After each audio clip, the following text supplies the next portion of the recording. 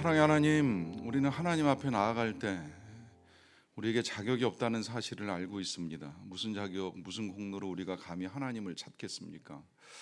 그런데 우리를 위하여 고난당하신 예수 그리스도의 보혈을 힘입어 오늘도 이 아침에 우리가 주님 앞에 나아갑니다. 주님, 우리를 긍휼히 여기시고 오늘도 우리에게 필요한 은혜, 성령의 충만함을 더하여 주시옵소서. 하나님의 사랑을 더 깊이 많이 알 수 있는 지혜를 허락하여 주시고 그 사랑에 힘입어 살아가는 우리의 삶이 되게 하여 주시옵소서. 예수님의 이름으로 기도하옵나이다. 아멘. 고난주간 다섯째 날에 우리에게 주시는 하나님의 말씀은 요한일서 3장 1절부터 12절까지 말씀입니다. 요한일서 3장 1절부터 12절까지 말씀입니다. 하나님의 말씀을 저와 여러분들이 한 절씩 교독으로 받들어 읽겠습니다. 보라, 아버지께서 어떠한 사랑을 우리에게 베푸사 하나님의 자녀라 일컬음을 받게 하셨는가. 우리가 그러하도다. 그러므로 세상이 우리를 알지 못함은 그를 알지 못함이라. 사랑하는 자들아, 우리가 지금은 하나님의 자녀라. 장래에 어떻게 될지는 아직 나타나지 아니하였으나 그가 나타나시면 우리가 그와 같을 줄을 아는 것은 그의 참모습 그대로 볼 것이기 때문이니. 주를 향하여 이 소망을 가진 자마다 그의 깨끗하심과 같이 자기를 깨끗하게 하느니라. 죄를 짓는 자마다 불법을 행하나니 죄는 불법이라. 그가 우리 죄를 없애려고 나타나신 것을 너희가 아나니 그에게는 죄가 없느니라. 그 안에 거하는 자마다 범죄하지 아니하나니 범죄하는 자마다 그를 보지도 못하였고 그를 알지도 못하였느니라. 자녀들아, 아무도 너희를 미혹하지 못하게 하라. 의를 행하는 자는 그의 의로우심과 같이 의롭고 죄를 짓는 자는 마귀에게 속하나니 마귀는 처음부터 범죄함이라. 하나님의 아들이 나타나신 것은 마귀의 일을 멸하려 하심이라. 하나님께로부터 난 자마다 죄를 짓지 아니하나니 이는 하나님의 씨가 그 속에 거함이요 그도 범죄하지 못하는 것은 하나님께로부터 났음이라. 이러므로 하나님의 자녀들과 마귀의 자녀들이 드러나나니 무릇 의를 행하지 아니하는 자나 또는 그 형제를 사랑하지 아니하는 자는 하나님께 속하지 아니하니라. 우리는 서로 사랑할지니 이는 너희가 처음부터 들은 소식이라. 가인같이 하지 말라. 그는 악한 자에게 속하여 그 아우를 죽였으니 어떤 이유로 죽였느냐. 자기의 행위는 악하고 그의 아우의 행위는 의로움이라. 아멘. 성경을 읽어 나가다 보면 간혹 이 성경 한 장이 이제 특별한 주제를 집중적으로 우리에게 다뤄줄 때가 있습니다. 예를 들어 믿음이 그러면 제일 먼저 생각나는 책이 히브리서 11장이지요. 또 이 은사는 고린도 12장에 여러 가지로 정리가 잘 되어 있고요. 이제 방언이나 예언에 관해 이제 궁금하시면 고린도전서 14장 읽으시면 됩니다. 또 뭐 부활에 관한 이제 내용을 알고 싶으면 고린도전서 15장이 도움이 되고요. 사랑장은 어느 책인지 아시죠? 고린도전서 13장입니다. 그런데 지금 제가 이 고린도전서 이제 12, 13, 14, 15까지 각각의 주제들을 말씀을 드렸는데 고린도전서 전체가 사랑을 이야기하고 있지는 않아요. 오히려 제가 성경을 공부할 때는 이 바울이 고린도전서 13장에서 사랑을 말할 때는 진짜 사랑의 마음을 가지고 말했을까 이제 의문을 제기하는 이 성경학자도 계시더라고요. 왜냐하면 바울이 그 사랑을 말하기 전에 이제 그 앞에 있는 내용이 은사에 관한 이야기인데 은사는 이런저런 것들이 있다 이제 이렇게 쭉 열거를 하잖아요. 그 열거하는 이유가 이 고린도 교회 안에 다툼이 일어났기 때문입니다. 어떤 은사가 귀한 은사냐, 어떤 은사가 대단한 은사냐. 그 교회 안에 뭐 방언하는 사람도 있고 예언하는 사람도 있고 다양한 은사가 나타나다 보니까 이 은사 경쟁이 붙고 이제 시비가 생기면서 바울이 그걸 정리해주기 위해서 편지를 썼는데 이제 그러다 보니까 이 편지에 은사는 여러 가지가 있다. 그런데 가장 귀한 은사가 뭔지 알아? 그건 사랑이야. 이제 이러면서 사랑은 참는 거야, 온유한 거야, 뭐 시기하지 않는 거야. 이제 이렇게 설명을 해나간 내용이기 때문에 바울의 마음 속에 정말 이 끓어오르는 사랑보다는 어떤 면에서는 좀 답답하고 괴로운 마음으로 이 고린도에 편지를 쓰신 거 아닌가 이제 이렇게 해석을 합니다. 그렇게 보면 이제 고린도전서가 사랑이라는 주제를 담지 않은 건 이제 분명하고요. 그렇다면 이제 책 전체가 사랑을 말하는 책이 있지요. 그것이 우리가 지금 읽어 나가고 있는 요한서신입니다. 원래 이 요한서신의 이제 핵심 주제는 제가 봤을 때는 이제 지금 이 현수막에 걸려 있는 저 주제는 아니에요. 원래 하나님은 사랑이시라, 이것이 요한일서 전체의 주제라고 할 수가 있는데, 우리가 이 새벽에 이제 거기까지 읽어 나가지를 못해요. 이 새벽 기도회, 특별 새벽 기도회가 끝나고 난 다음에 이제 다음 주 4장으로 넘어가야 이제 하나님은 사랑이시라, 이제 이걸 우리에게 밝혀주면서 다시 사랑에 관한 것들을 정리해 주는데, 이제 거기까지 가지를 못하다 보니까 이제 내일 읽는 본문에서 주제가 이제 나왔습니다.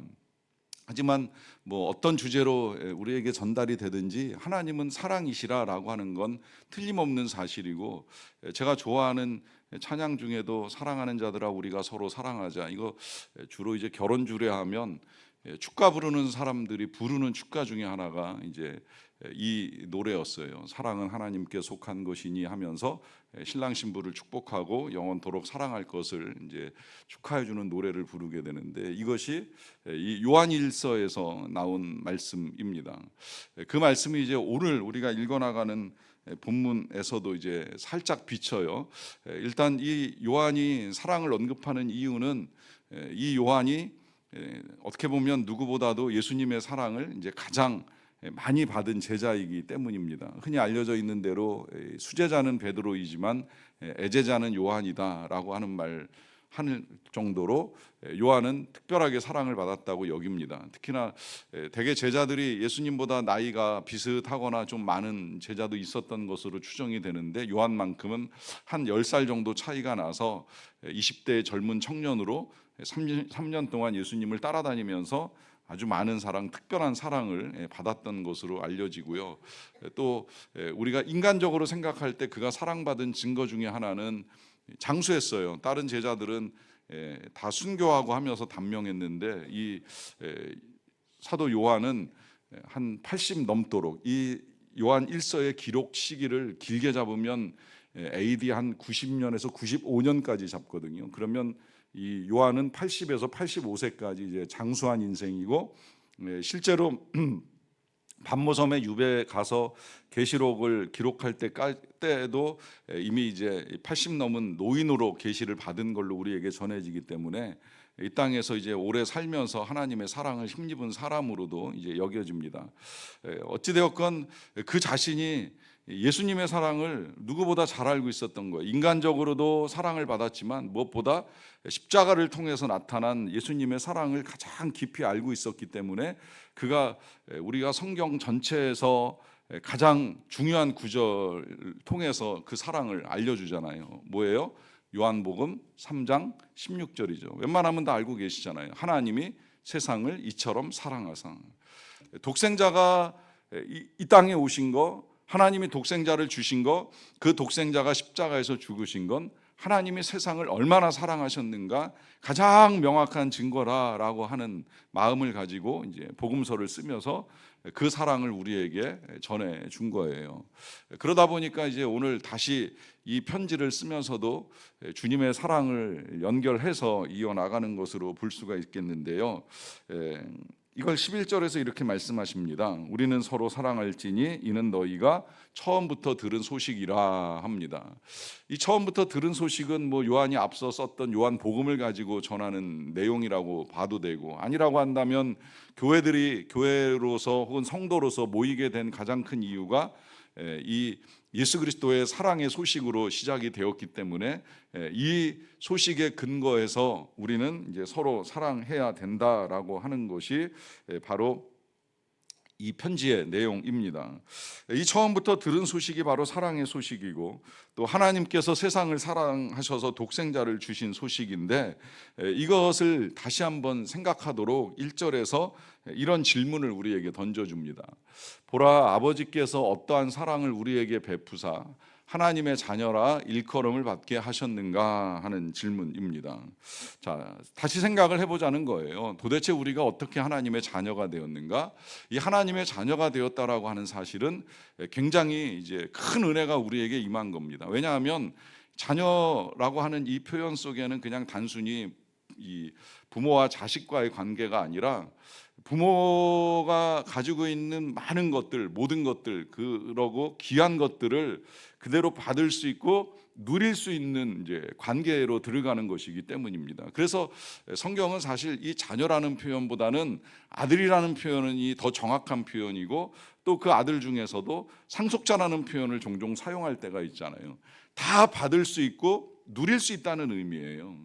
이 아들이라고 하는 표현이 굉장히 귀한 표현인데, 이게 이제 오늘날에는 남녀 평등을 이렇게 함께 이야기하다 보니까 이제 아들보다는 자녀라는 표현으로 하나님의 자녀됨을 이제 이야기하긴 합니다만은, 고대 사회에서 자녀는 굉장히 달랐어요. 남자와 여자는 완전히 다른 존재였기 때문에 자녀 그러면 딸로서는 그렇게 큰 특권과 혜택이 없었어요. 그런데 아들은 그야말로 아버지의 모든 유산을 물려받을 수 있는 이 상속권부터 주어지기 때문에 그러한 은혜가 우리에게 주어졌다라고 하는 사실을 지금 밝혀주면서 이게 얼마나 큰 건지 아느냐. 이 은혜는 그래서 이제 굉장히 과분한 은혜고 또 무한한 은혜고 영원한 은혜라는 사실도 이제 우리에게 알려줍니다. 그런데 이 은혜가 그냥 거저 우리에게 주어진 것이 아니라 예수 그리스도의 십자가를 통해서 이제 우리에게 주어졌기 때문에 이 사실과 함께 이 자녀됨의 은혜를 알게 되는 것이죠. 여기서 이 십자가를 통해서 주어졌다는 거, 사도 요한이 우리에게 지금 다시 일깨워 주는 것처럼 우리도 이 시간들을 통하여 다시 기억하고 넘어가야 될 것은, 예수님과 우리와의 자리가 완전히 바뀌어버렸다라고 하는 거예요. 원래 우리의 자리가 십자가고요, 예수님의 자리는 하늘 보좌입니다. 하나님 우편입니다. 아들이기 때문입니다. 그런데 그 십자가에는 우리 대신에 예수님이 달리시고, 하늘 보좌 우편에는 이제 우리가 앉을 수 있는 길이 열렸다라고 하는 거예요. 엄청난 변화이지요. 그래서 이 자리의 변화, 신분의 변화가 굉장히 큰 은혜이고, 이 은혜를 우리에게 허락하시기 위하여서 예수님이 이 땅에 오셔서 고난을 당하셨다라고 하는 거예요. 그런데 그러한 고난을 당하실 때 예수님은 그럼 왜 그렇게까지 고난을 당하셨는가? 이것을 이제 5절에서 한 번 더 우리에게 이렇게 설명을 해주는데요. 그가 우리 죄를 없애려고 나타나신 것을 너희가 아나니 그에게는 죄가 없느니라 합니다. 자, 여기서 예수님이 이 땅에 오신 목적도 다시 한번 이제 분명하게 우리에게 전해 줍니다. 그것은 우리의 죄를 없애시려고 나타나셨다라고 하는 거예요. 이건 이제 오늘 말씀의 제목인데요. 예수님이 이 땅에 오신 목적, 그가 우리를 위하여 고난을 당하신 이유, 그것은 우리의 죄를 없애시기 위하여 나타나신 것이라 하는 것이지요. 그 죄를 해결하는 자리가 십자가이고, 그 십자가에서 우리의 죄를 없애주셨다라고 하는 것인데, 이 예수님이 죄를 없애주려고 이 땅에 나타나셨지만, 그러나 그에게는 죄가 없다라고 하는 이 사실은 우리가 이제 지난주에 빌라도에게 받는 고난을 통해서 이제 확인을 했어요. 빌라도가 예수님을 내어준 건 잘못된 일이지만 그가 몇 차례나 사람들에게 증거를 남겨주었어요. 그 증거는 이 사람 예수는 죄가 없다는 사실이죠. 3번이나 반복하면서 죄 없는데 왜 이 사람을 죽이려고 하느냐라고 하는 그 입술의 증언을 통해 증거를 우리에게 남겨준 거예요. 참 안타깝게도 그러나 예수님이 십자가에 처형당하는 고난을 겪긴 하셨지만, 또 한편 감사하게도 그 고난은 이제 우리를 위한 용서의 은혜를 베풀어 주신 것입니다. 자, 그러면 오늘은 이제 이 질문을 가지고 내용을 이어나갈 텐데요. 그것은 왜 그렇게까지 하시면서 하나님이 우리를 자녀 삼아 주시고, 또 그 자녀 삼아 주시기 위하여 우리의 죄를 없애 주셨는가라고 하는 이 질문에 대한 답인데, 오늘 본문에 그 내용이 담겨 있기 때문입니다. 먼저는 3절에 이렇게 말씀합니다. 주를 향하여 이 소망을 가진 자마다 그의 깨끗하심과 같이 자기를 깨끗하게 하느니라 라고 합니다. 자, 여기서 우리 예수님이 우리를 자녀 삼아 주신 첫 번째 이유가 나오는데, 그것은 우리가 깨끗하게 살아가기를 원하는 거예요. 깨끗하게 살아가는 것은 소망을 가진 자이기 때문이라고 가르쳐주고 있습니다. 여기서 이 소망이라고 하는 건 이제 지나쳐온 2절에서 나오는데요. 그것은 우리가 예수님의 이제 참모습을 보게 될 것이다라고 하는 것과 더불어서 이제 그가 나타나시면 우리가 그와 같을 줄을 알게 된다라고 하는 것입니다. 사실 예수님의 참모습, 하나님의 아들로서 우리 예수님이 어떤 모습을 지니고 계셨는지에 대해서 정확하게 보거나 정확하게 알고 있는 사람은 거의 없습니다. 왜냐하면 우리 예수님이 이 땅에 계시는 동안에는 30년 이상 사람으로 우리와 똑같이 이제 살아가셨잖아요. 배고프면 드셔야 되고 졸리면 주무셔야 되고 때로는 사람들에게 여러 가지 어려움을 겪는 우리랑 똑같이 고통 가운데 하나님께 울부짖기까지 할 정도로 우리와 크게 다르지 않은 모습을 보여주셨어요. 그런데 이제 부활을 통해서 참 많은 것들을 보여주시긴 했어요. 그것은 그야말로 이 부활 이후의 삶이 어떤가라고 하는 사실을 이제 명확하게 보여주세요. 부활 이후에도 그렇게 비참하게 피투성이 된 채로 살아가는 연약한 인생의 모습이 아니라 완전히 달라진 모습. 그래서 제자들조차도 알아보지 못하지만 그렇다고 해서 또 완전히 딴 사람으로만 생각한 것이 아니라 나중에는 그분이 예수님이 맞구나, 또 우리 앞에 나타난 예수님이 맞구나, 이제 어느 정도 인식할 수 있을 만큼의 모습이 부활 이후에 우리에게도 나타난다라고 하는 것을 예수님이 분명하게 보여주셨어요. 그런데 그런 예수님이 정말 하나님의 아들로서 하늘에서 어떤 지위와 권세를 가지고 계시는지는 제자들이 직접 눈으로 본 사람은 없잖아요. 이 땅의 사람들 중에 그걸 환상이나 꿈으로 이렇게 본 사람들이 있을지는 모르겠지만 명확하게 그 모습을 그리는 내용은 우리가 다 각자 이제 다를 수 있다라고 하는 거죠. 그러다 보니까 이제 이 요한 사도가 그렇게 우리에게 알려주는 거예요. 그의 참모습이 장차 나타나게 될 것이다. 그리고 그의 참모습이 나타나면 그분의 모습만 이제 참으로 나타나는 것이 아니라 우리 또한 이제 그와 같은 모습이 될 것이다라고 하는 것이죠. 이건 너무 감사하고 귀한 소망이 되는 거예요. 왜냐하면 우리가 부활한다고 해서 지금 모습 그대로 부활한다고 생각을 해보세요. 더더군다나 우리가 죽어갈 때의 모습대로 부활을 한다고 하면 그 모습을 기대하고 정말 부활이 소망이 돼라고 말할 사람이 어디 있겠습니까? 예수 그리스도가 부활하실 때 참 놀라운 모습으로 부활하신 것처럼 우리의 부활도 놀라운 모습으로 나타날 것이라고 하는 소망을 가지고 있다고 하는 이야기입니다. 그래서 그런 소망을 가진 자마다 이제 예수 그리스도와 같이 자기를 깨끗하게 한다라고 하는 것이지요. 그것은 우리 예수님께서 이 땅에 사시는 동안에 사람들에 의해서 비난을 받고 죄인처럼 몰리긴 했지만 예수님은 죄인은 아니셨기 때문입니다. 오늘 이 표현대로 예수님은 깨끗하신 그 모습 그대로 살아오셨기 때문에 그 모습으로 우리도 살기를 원해서 이 예수님이 우리 죄를 대신해서 죽임을 당하셨다라고 하는 거예요. 이것을 이렇게도 비유하는 걸 이제 들어본 적이 있어요.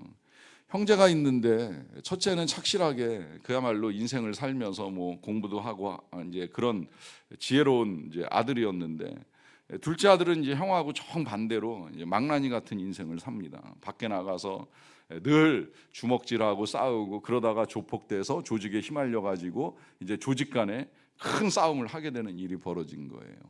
자, 이 동생이 그렇게 싸움을 하다가 어느 날 사람 여럿을 죽이고 피투성이가 된 채로 경찰의 추적을 피해 가지고 이제 이리 뛰고 저리 뛰고 도망치다가 끝내는 이제 그런 모습 그대로 집으로 돌아온 거예요.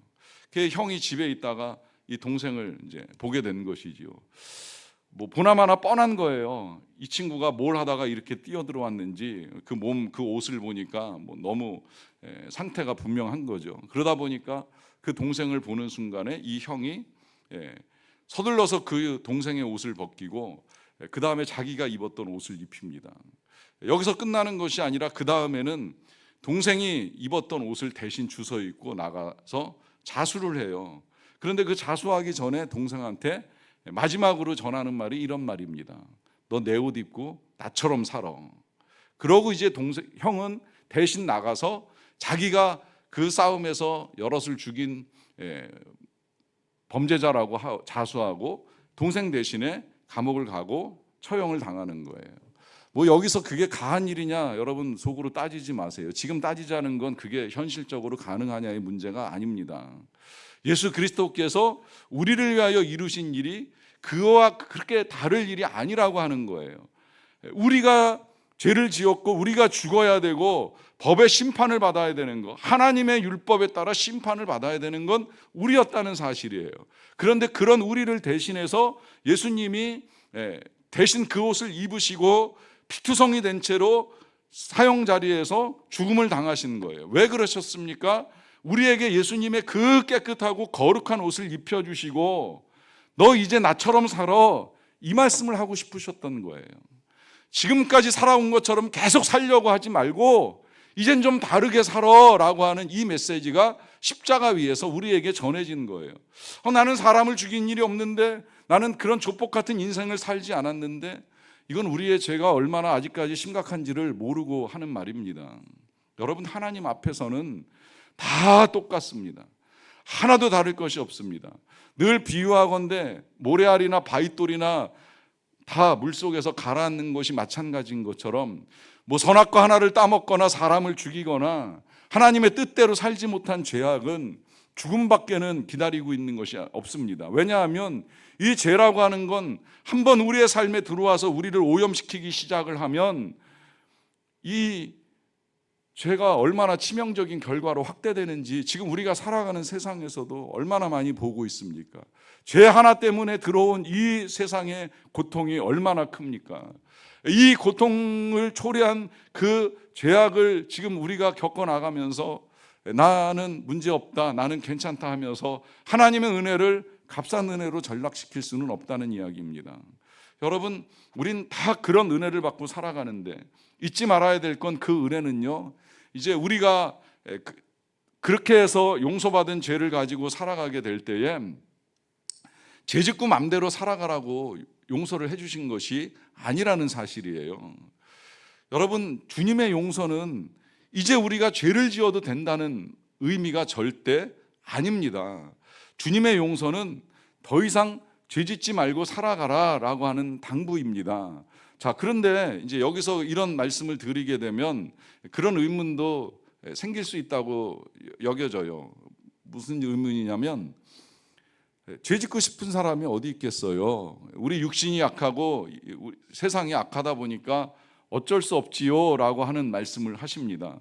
뭐 그 점을 제가 부정하지는 않습니다. 저도 연약한 인생이기에 뭐 완전히 죄를 안 짓고 깨끗하게 살아간다고 감히 그렇게는 말씀을 못 드리겠습니다.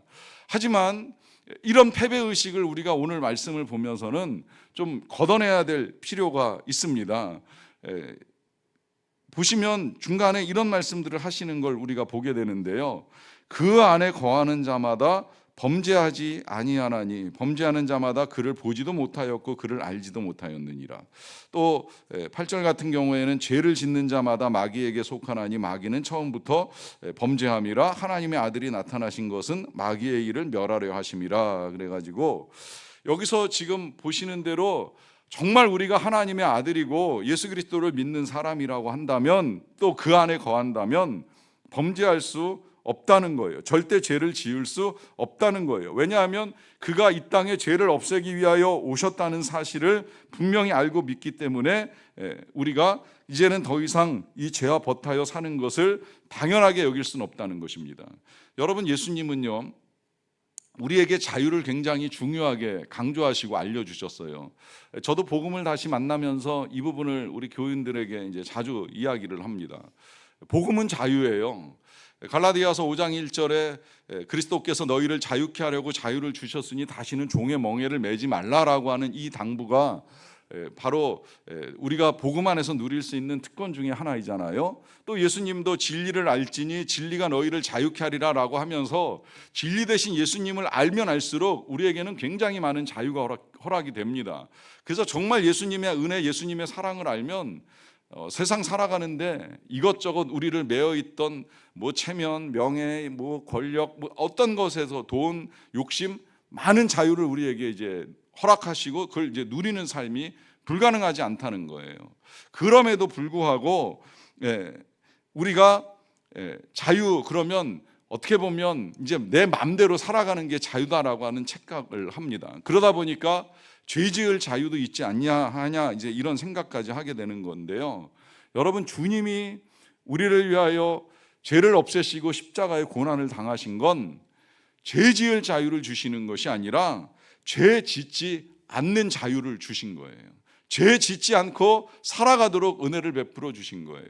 그것이 어떻게 가능한가? 그 답이 9절에 있습니다. 하나님께로부터 난 자마다 죄를 짓지 아니하나니 이는 하나님의 씨가 그 속에 거하며 그도 범죄하지 못하는 것은 하나님께로부터 났음이라 합니다. 자, 여기 분명하게 알려줍니다. 하나님께로부터 난 자, 다시 말하면 예수 그리스도의 은혜로 말미암아 거듭난 자. 우리가 처음 태어날 때는 이 땅에서 부모의 뱃속에서 태어났지만 그러나 하나님께로부터 예수 그리스도의 보혈로 거듭난 자는 뭐라고 말씀합니까? 죄를 안 짓는다는 거예요.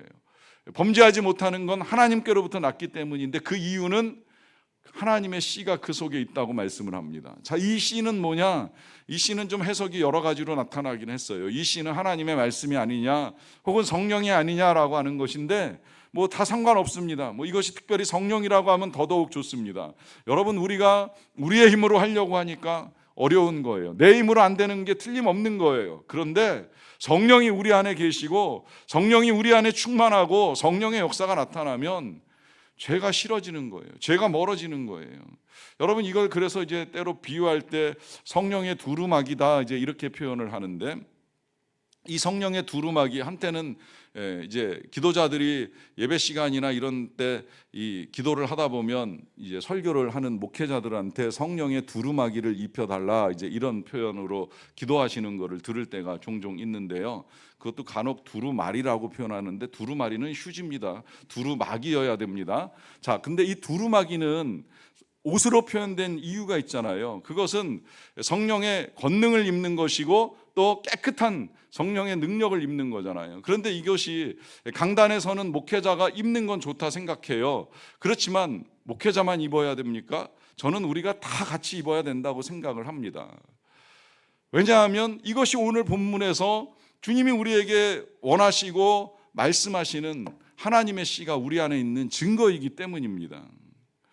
여러분, 우리가 이 세상을 살면서도요, 누군가로부터 깨끗한 옷을 선물 받거나 뭐 그것도 굉장히 아주 비싼 명품 옷을 선물 받는다라고 하면 그 옷 입고 세상에 나갈 때 행동가짐이 절대 이전에 뭐 진짜 캐주얼하게 입고 왔다 갔다 할 때랑 똑같을 수는 없다고 생각이 들어요. 정말 뭐가 묻을까 튈까 굉장히 조심하면서 살아가지요. 이런 태도가 지금 하나님의 씨가 우리 안에 거할 때 우리가 취할 수 있는 태도이고, 이러한 삶이 성령과 함께 하나님의 자녀로 살아가는 우리의 삶이 되어야 한다는 것입니다. 이것이 주님께서 우리 죄를 없애려고 고난을 당하신 이유입니다. 자, 이와 더불어서 또 한 가지, 뭐 어떻게 보면 이 성령과 함께 더불어 살아가는 삶일 수도 있고, 또 그가 우리의 죄를 없애주신 또 하나의 이유라고 할 수가 있겠는데요, 그것이 우리가 아까 읽었던 11절에서 나왔습니다. 그것이 이런 말씀이죠. 11절인데요, 우리는 서로 사랑할지니 이는 너희가 처음부터 들은 소식이라 합니다. 자, 여기 다시 한번 강조하는 것이 우리가 서로 사랑을 해야 된다라고 하는 것입니다. 이제 이런 부탁과 함께 이제 덧붙이는 사례가 12절에 나와 있는데요, 이 말씀입니다. 가인같이 하지 말라. 그는 악한 자에게 속하여 그 아우를 죽였으니 어떤 이유로 죽였느냐? 자기의 행위는 악하고 그의 아우의 행위는 의로움이라 합니다. 여긴 이제 또 다른 형제의 모습이 나와요. 아까는 동생을 위한 이제 형의 희생이 나왔는데, 이제 이번에는 이 동생, 의로운 예물을 바친 하나님께 칭찬받은 동생, 이 아우 아벨을 시기해서 그를 죽이게 된 이 형 가인의 이야기입니다. 자, 이 가인이 악한 일을 한 이유가 무엇인지 이제 밝혀주고 있잖아요. 그것은 자기의 행위가 악하고 그의 아우의 행위는 의로움 때문이라고 하는데요. 자, 여기서 지금 이 가인이 왜 잘못되었는가 하는 사실을 우리가 좀 들여다볼 필요가 있습니다. 지금 가인이 왜 화가 났어요? 여러분이 가인과 아벨의 사건을 아시지요? 똑같이 하나님 앞에 제물을 드렸는데 이 아벨의 제물은 하나님께서 연락하시고 아벨을 받으셨어요. 근데 가인의 제물은 받지 아니하시고 그를 용납하지 않으셨습니다. 여기에 이제 이 가인의 화가 이제 돋은 거예요. 그러면서 몰래 아벨을 데리고 나가서 들판에서 이제 그를 죽이고 묻어버렸는데 하나님이 이 모든 사실을 아시고 어찌하여 이제 그려하였느냐라고 하는 질문을 하잖아요.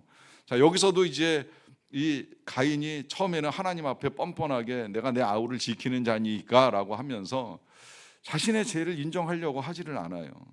나중에 이제 하나님이 그렇다고 한다면 하나님이 이제 그에 따른 이제 형벌을 내리시고자 하니까 그제서야 하나님 좀 저를 불쌍히 여겨달라고 하면서 가인에게 이제 표를 주시도록 하는 거죠. 자, 여기서 이 가인의 문제는요, 죄를 지은 게 아니에요. 죄를 지은 것보다 더 심각한 문제는 자신이 죄인이라는 사실을 인정 안 하는 거예요. 자신이 잘못했다는 사실을 깨닫지도 않고 깨달아도 인정하지 않고 인정해도 회개하지 않는 거예요. 그러다 보니까 그가 하나님 앞에서 계속 이상한 이야기 하면서 하나님의 은혜를 거부하는 일들을 겪게 됩니다. 여러분, 연약한 우리는 죄를 지을 수 있어요. 중요한 건 그때 회개하고요. 이때 이 회개한다라고 하는 건 내가 이제 또 다른 죄 지을 자유를 얻었다가 아니라 죄를 없애주신 주님의 은혜에 합당하게 살고자 하는 의지의 고백을 담는 겁니다. 여기서부터 사랑이 시작이 되는 거예요. 여러분, 우리가 왜 사람들을 용납하지 못하는지 아십니까? 회개하지 못하기 때문인 것이고요. 회개하지 못한다라고 하는 건 내 죄가 얼마나 큰지를 모르기 때문인 겁니다. 용서가 왜 어려운지 아십니까? 내가 죄인이라는 사실을 모르기 때문에 용서가 어려운 거예요. 내가 죄인이고 내가 용서받았다는 사실을 알면 늘 용서를 힘들게만 생각하고 방치할 일이 아닌 거예요. 더더군다나 이 용서는 늘 우리에게 전해지는 대로 우리를 위한, 그 용서받는 사람을 위해서 하라는 것이 절대 아니에요. 매여있는 우리의 마음, 자유롭지 못하게 그 인간에게 묶여 살아가고 있는 우리의 마음을 자유케 하시기 위한 하나님의 사랑의 메시지인데, 이 메시지를 거부하고 용서를 거부하다 보면 우린 늘 매여서 묶여 살아가는 인생이 돼버리고 마는 거예요. 그리고 그렇게 묶여 살아가는 이유 중에 한 가지가 내가 용서받았다는 사실, 내가 용서가 필요한 죄인이라는 사실을 알지 못하기 때문에 이런 일이 벌어지는 것입니다. 제가 최근에도 그런 이야기를 들었어요. 누군가의 잘못을 지적하는 이야기를 듣게 된 것입니다. 들으면서 화가 나고요. 듣고 난 다음에 더 화가 나는 겁니다. 어떻게 그럴 수 있지 하는 이제 의문이 드는 거예요. 그런 의문이 들다가 이걸 어떻게 해야 되는가 이제 하나님께 나가서 기도를 드렸어요. 그 기도하는 중에 하나님이 주신 답은 이렇습니다. 너는 다르냐? 너는 그와 다르다고 생각하냐? 너는 얼마나 다르다고 생각하냐? 여러분, 우리가 다르다고 생각합니까? 우리가 죄인이 아니라고 생각합니까? 여러분, 우린 다 죄인입니다. 다만 하나님의 은혜가 크실 뿐입니다. 그 큰 은혜로 우리를 용서하시고 받아주셨기 때문에 우리가 깨끗하게 된 것입니다. 그리고 그렇게 깨끗하게 되었다면 이제 부탁하십니다. 사랑하며 살아가라. 하나님이 우리를 사랑하셨습니다. 고난주간에 이 귀한 하나님의 사랑, 예수 그리스도의 은혜를 기억하시면서 주님처럼 주님과 함께 사랑하며 거룩하게 살아가는 저와 여러분들의 삶이 되기를 간절히 축원합니다. 우리 시간에 찬양